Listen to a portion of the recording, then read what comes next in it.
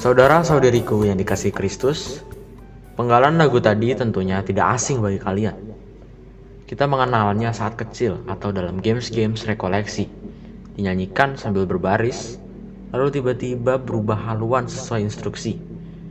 Ingat kan? Seperti itulah sukacita berjalan dengan Kristus.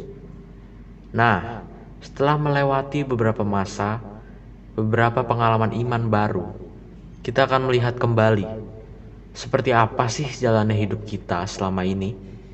Apa benar kita sungguh melibatkan Yesus di setiap perjalanan? Sudahkah kita merasakan pendampingannya?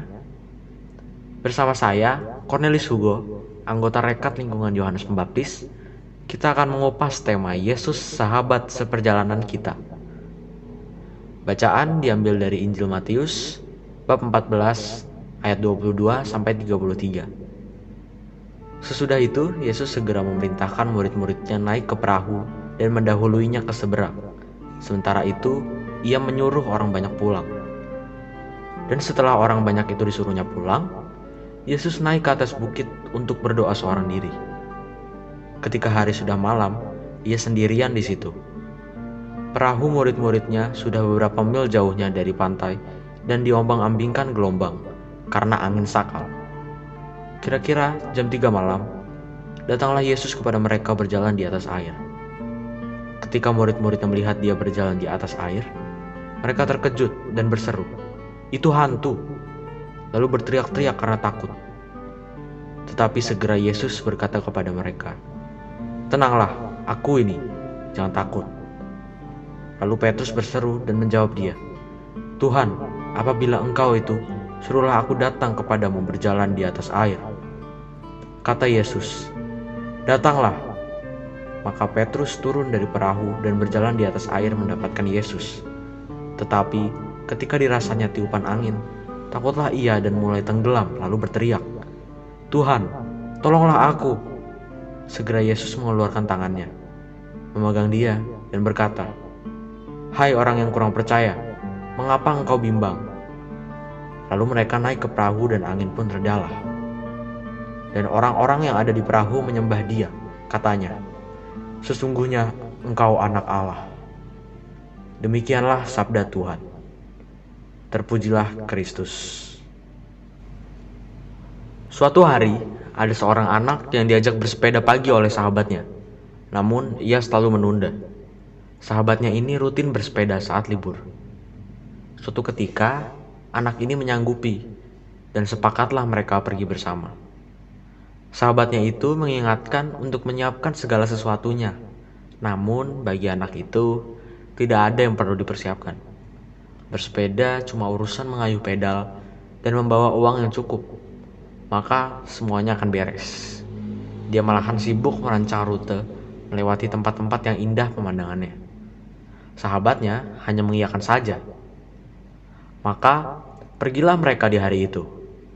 Sekitar 20 menit berlalu, anak itu merasa kakinya lelah dan berat. Inilah saatnya memindah posisi gigi atau gear ke yang lebih ringan. Ternyata tuas pemindahnya sudah aus, tidak bisa digerakkan. Anak itu menyadari bahwa ini akibat kurang persiapan. Tapi ia malu bercerita kepada sahabatnya. 15 menit sesudahnya, dadanya mulai berat, pandangan mulai berputar-putar, kaki tidak bisa digerakkan, dan ia pun minta berhenti. Tepat di jalanan yang sepi, dia duduk menunduk, terdiam, sambil mengatur napas. Tiba-tiba, terasa ada benda mengayun di punggungnya. "Nih, minum. Memang kamu bisa mengandalkan uang untuk mendapatkan minum di tempat sepi ini." Ia malu, ia berusaha menolaknya. Tetapi sahabatnya bilang bahwa telah menyiapkan 2 botol karena tahu si anak ini orangnya malas membawa bekal. Untuk yang kedua kalinya, dia malu. Kalau yang pertama tadi, malunya di dalam hati. Yang ini benar-benar terjadi.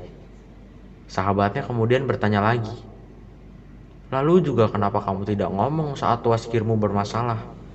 Tadi aku lihat kamu kesulitan menggerakkannya. Padahal aku bawa perkakas lengkap loh. Sebenarnya kita bisa berhenti sejenak memperbaikinya." Dan inilah kali ketiga dia malu di hadapannya. Daripada makin banyak temuan akan kesalahannya, ia pun mulai mengaku dosa. Ia meminta maaf bahwa acara ini gagal bagi mereka. Kegagalan anak itu tentunya sudah jelas, dan kegagalan sahabatnya adalah tidak bisa menikmati perjalanan. Justru malah repot mengurusi persoalan si anak itu. Sahabatnya menjawab dengan tenang, "Hanya kebetulan saja kok aku lebih dulu punya kebiasaan bersepeda.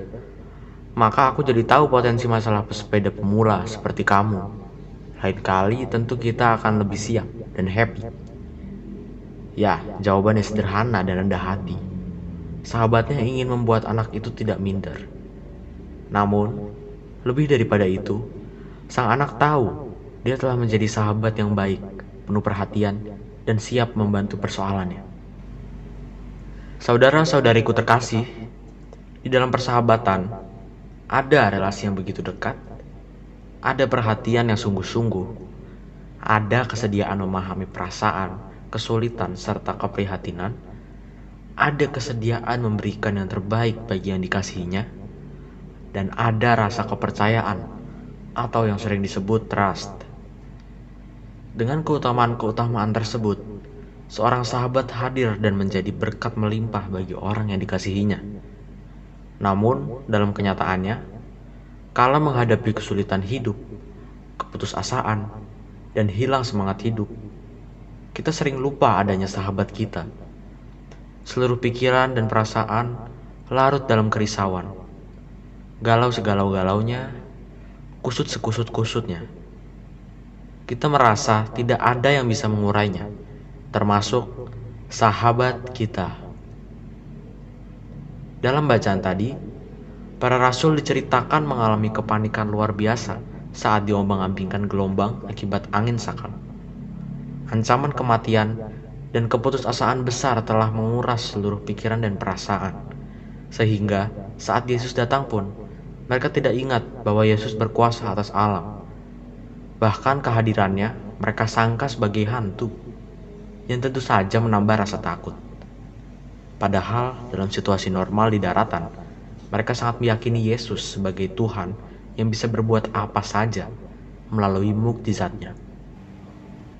Dikisahkan kemudian, Petrus akhirnya menjadi orang pertama yang mulai sadar akan kehadiran Yesus. Secara manusiawi, ia ingin mendekat pada Yesus dan minta dibantu berjalan menuju Yesus. Saat berjalan di atas air itulah, imannya goyah oleh terpaan angin, dan ia mulai tenggelam. Kita pun selama ini, seperti Petrus, mudah berubah-ubah dalam meyakini penyertaan Yesus. Hati kita mudah dipengaruhi situasi sesaat dan menjadi limbung. Tuhan dirasa menjauh dan mengabaikan kita. Padahal tidak demikian. Ini karena kita terlalu fokus pada masalah-masalah kita, bukan fokus pada penyelesaian yang tentunya dibantu sahabat kita, Yesus. Di akhir bacaan, rasul-rasul menjadi sadar betapa Tuhan telah hadir menjadi sahabat yang selalu hadir dalam kesulitan, mengendalikan keadaan, memberi penyelesaian, dan menjadikan tenang serta damai. Saudara-saudariku yang terkasih, kita mungkin sangat paham betapa Yesus adalah sebaik-baiknya sahabat, seperti yang lengkap kita dapati dalam permenungan Kamis Putih, tanpa kita minta. Tapi sudahkah kita bersahabat dengan Kristus? Kalau Yesus itu punya rasa lelah, tentu Dia sudah lunglai menyertai kita yang sering berjalan sendiri, mengabaikan Dia, dan bahkan mungkin menyimpang. Kadang kita berbuat salah oleh karena perbuatan yang bisa dibilang dibikin sendiri dan akibatnya dirasakan pusing sendiri. Tapi lupa bahwa Yesus bisa membantu. Lalu bagaimana? Tentu saja karena sifat kealahannya, sebagai sahabat kita tidak mungkin membalas kebaikan yang sama yang telah diberikan Kristus. Kita hanya perlu menyadari pendampingannya, melibatkannya dalam setiap langkah hidup, dan mengikuti setiap petunjuknya. Sehingga dalam lelahnya tadi, Yesus pun tersenyum karena kita. Marilah berdoa. Tuhan Yesus, Terima kasih Engkau selalu berkarya dan menjadi sahabat kami di setiap keadaan. Ajarilah kami supaya mampu menjadi sahabat yang baik bagi Engkau dan sesama kami. Jadikanlah diri kami selalu siap menyambut-Mu saat Engkau berkata, "Aku ini." Semoga berkat Allah menyertai kita semua, dalam nama Bapa, Putra, dan Roh Kudus. Amin. Saudara-saudariku terkasih, demikian perjumpaan dengan saya kali ini. Marilah kita berusaha menjadi sahabat yang baik bagi Yesus, sebagaimana Dia telah menjadi sahabat bagi kita. Caranya, dengan meneladani karya hidupnya di dunia ini, seperti telah tertulis dan diwariskan dalam wujud kitab suci. Bukan hanya selama bulan kitab suci, tetapi di sepanjang waktu.